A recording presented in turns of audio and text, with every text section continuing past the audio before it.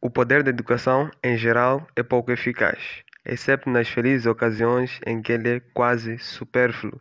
Olá pessoal, sejam bem-vindos a mais um vídeo aqui no canal Math Física, e nessa videoaula nós estaremos falando sobre uma das funções eulerianas, né? Iremos apresentar as propriedades e a definição e tal. Então, se já gostaram da ideia aqui, peço que possam deixar o like e se subscrever no canal. O vídeo de hoje tem tudo a ver com a introdução deste vídeo, que é a frase de Feynman, que foi um físico. Então ele diz o seguinte, né? Diz que o poder da educação geralmente é pouco eficaz, exceto nas felizes ocasiões em que ele é quase supérfluo. Supérfluo significa inútil. Em outras palavras, o que Feynman está a nos deixar? Ele está nos deixando o seguinte, como em si. A educação torna-se útil quando ela torna-se inicialmente ou primeiramente inútil.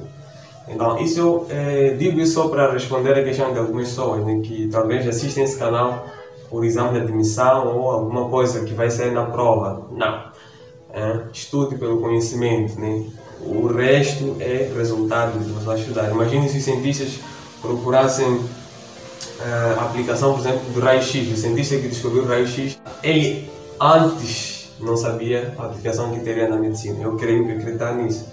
Mas ele simplesmente produziu porque, enfim, produziu. Então assista esse vídeo porque, enfim, conhecimento é algo mais benéfico do que passar na prova. Vamos para o vídeo, pessoal. Então, pessoal, vamos começar aqui a nossa abordagem. Claro que para começar vamos ter que fazer a analogia com o que nós já conhecemos, ou a abordagem inicial, melhor dizendo.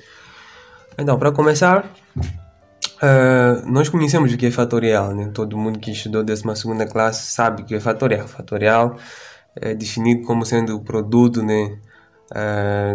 Se eu tenho um número natural n, eu faço o produto a partir dele até 1, decrescendo sempre uma unidade. Então, esse é o fatorial, né? Tenho alguns exemplos que eu podia dar. Fatorial de 3 é 3 vezes 2 vezes 1. Fatorial de 4 é 4 vezes 3 vezes 2 vezes 1, né? Que aqui daria 6, aqui daria 24. Eu posso definir, né, utilizando a notação de produtor, fatorial como sendo, fatorial do número natural n como sendo o produtor, né, de k, começando de 1 até n de k. A isso chamamos fatorial. Tudo bem, então agora vamos fazer o que chamamos de uma extensão analítica em matemática. Extensão analítica é como se eu pegasse um conceito que é meio restrito, né, para alguma coisa de nada, e eu quero estender, quero pegar um conceito maior, na qual o meu conceito inicial está dentro desse conceito maior que eu vou apresentar. Nesse caso é uma extensão analítica. É idêntico ao que vai acontecer aqui, que eu vou fazer uma analogia aqui, e será uma dupla explicação, porque será uma explicação de analogia e também explicar o que é um número complexo, porque a extensão analítica estará associada ao número complexo, porque nós vamos estender o fatorial não somente para um número natural, como nós aprendemos, mas para um número complexo. Quanto é que dá fatorial, por exemplo, de 1 mais 2i, né, que é um número complexo, ou mesmo fatorial menos 1 sobre 2, que também é um número complexo. Atenção, menos 1 sobre 2 é um número complexo. Então essa questão, para quem está no ensino secundário, não tem como responder. Mas vamos apresentar aqui como é que seria, né? Seja Z é um número complexo, né, que é escrito dessa maneira, A mais BI. Então, mas primeiro vamos abordar os conjuntos, como é que eles evoluíram, e também fazer essa dupla analogia que vocês vão entender. Então, primeiro, o ser humano ele começou a trabalhar, quero acreditar, que com números naturais, né, que começam de 1, né, ou depende da definição do livro que você usa. Outros dizem que começam de 1, outros de 0, tanto faz. Eu vou supor que começa de 0. Então, começa de 0, 1, 2, esses são números naturais, certo? Eles usavam isso, por exemplo, para contar quem era criador de cabritos, conseguia contar quantos cabritos tem no seu rebanho e tal. Mas isso aí resolveu muitos problemas, mas não resolveu todos. Por exemplo, quando alguém talvez se perguntou quanto é que vale 3 menos 4, já era o suficiente para não ter resposta. Então daí o ser humano, não necessariamente o ser humano comum, né, mas os matemáticos foram obrigados a criar um conjunto que respondesse essa questão, né? Quanto é que vale 3 menos 4, que é o conjunto dos números inteiros, né, que você aprendeu na 8ª classe. Depois, ainda esse conjunto não resolvia tudo, né? Eu podia me perguntar quanto é que dá 3 dividido por 2. Eu tenho 3 pães, quero dividir para 2 pessoas, né? era uma questão que também o conjunto que se conhecia na época não podia responder. Então tivemos que definir o conjunto de números racionais, né? Que diz que isso vale 1.5 ou 1,5. E daí o conjunto de números racionais também não respondia tudo, porque eu podia me perguntar, seja dado um quadrado, tenho aqui um quadrado. Opa, essa caneta está a falhar um pouco. Então tenho aqui um quadrado, embora pelo desenho não pareça, mas suponha, de lado 1, né? Quadrado tem todos os lados iguais. Então, eu quero saber quanto é que vale a diagonal desse quadrado. Essa era a questão. Essa diagonal vale raiz de 2, nós sabemos. E raiz de 2 não é número racional, é irracional. Então, houve a necessidade também de definir esse conjunto.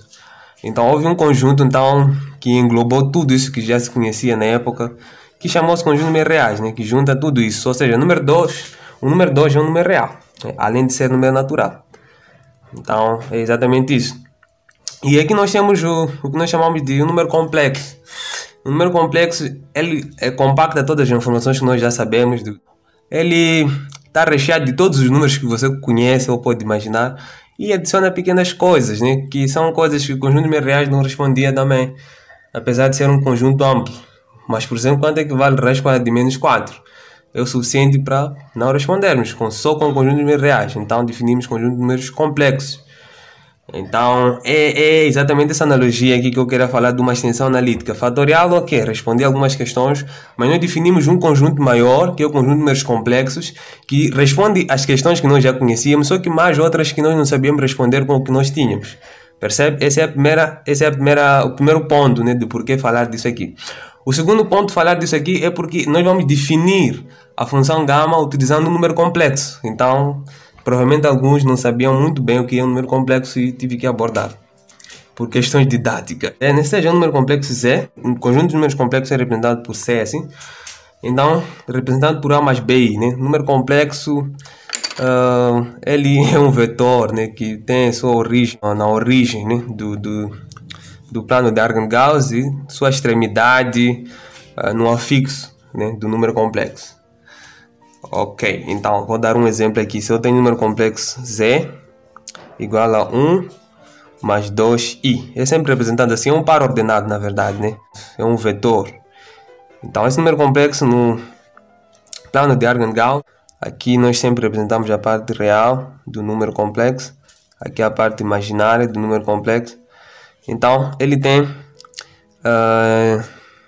coordenada da parte real é sempre essa aqui, né? A parte que não tem i, 1, e a parte imaginária 2. Está aqui, né? 1 e 2. Tá certo? Então nós unimos esses pontos dessa maneira e temos esse ponto que nós chamamos de afixo.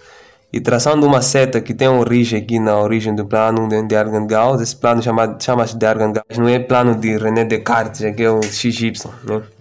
É de Argand-Gauss. Então esse é o vetor, essa é a representação do número complexo, desse número complexo em particular, que é diferente dos números reais, né, que se representam-se na reta. Os números complexos vivem no plano, né, são números mais complexos, como diz o nome. Então vamos definir agora, já temos tudo, né, para definir o que seria a função gama. A função gama aplicada em Z é definido como sendo a integral, que vai de 0 até infinito, portanto uma integral imprópria, de e elevado a menos t, vezes t elevado a z menos 1 dt, né? Que isso aqui é igual a z menos 1 fatorial. Isso aqui não exatamente, porque essa notação nós usamos quando o número é natural, né? Quando o número não é natural, nós usamos geralmente a função gama, é a maneira mais correta matematicamente para definir. Mas enfim, dá para entender. O que eu quero dizer aqui com notação? Sempre que o número for natural, é natural, nós falamos em fatorial.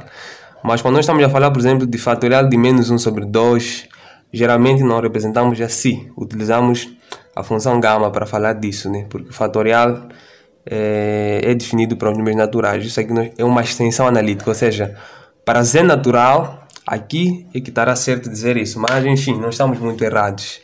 Abordar. É natural nos perguntarmos quais são as propriedades que a função gama oferece.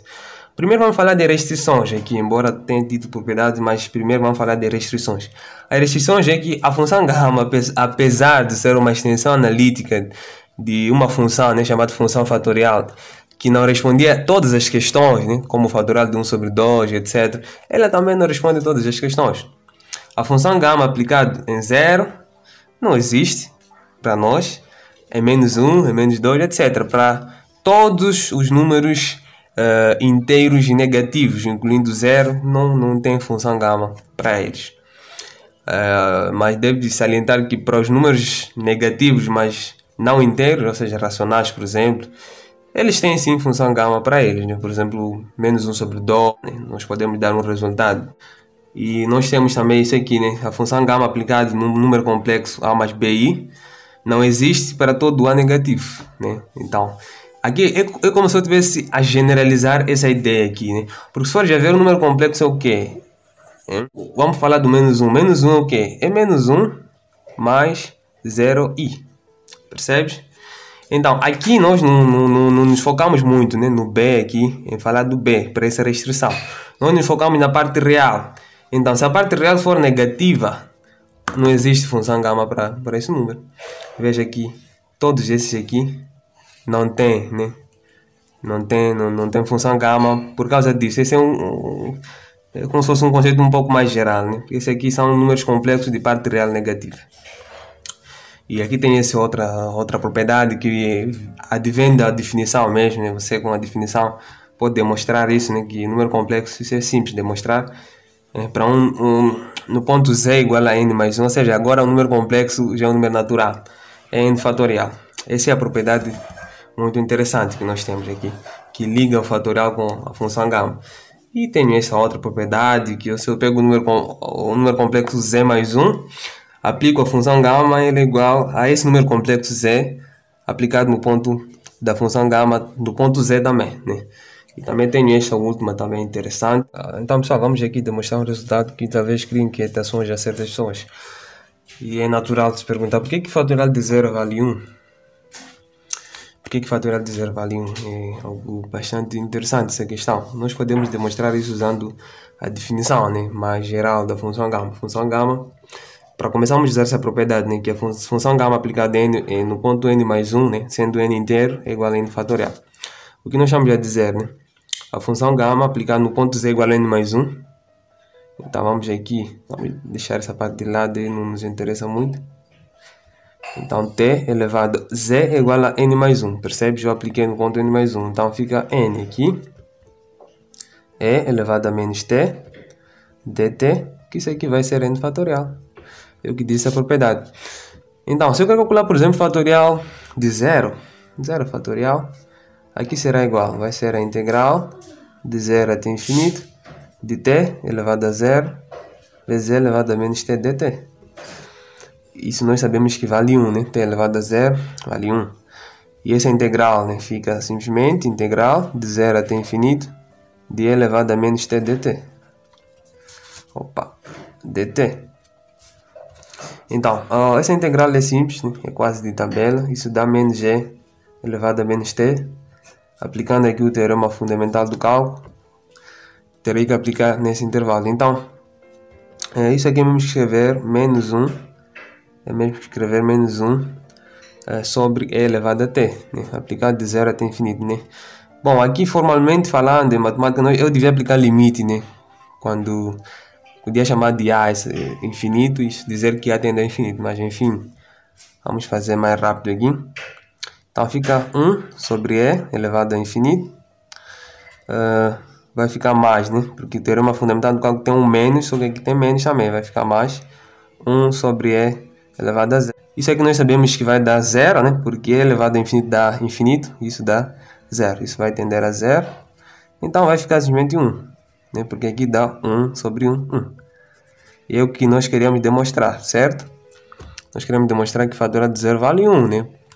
Enfim, e podem ir, né, tentar calcular fatorial de outros números, né, como por exemplo, tenta calcular fatorial de menos 1 sobre 2 usando a função gama, né. Se vocês quiserem, né, é só deixar nos comentários que eu posso também demonstrar, né, se tiverem alguma dificuldade. Então pessoal, esse foi o vídeo. Peço, se gostaram, possam deixar like e se subscrever no canal. E até a próxima.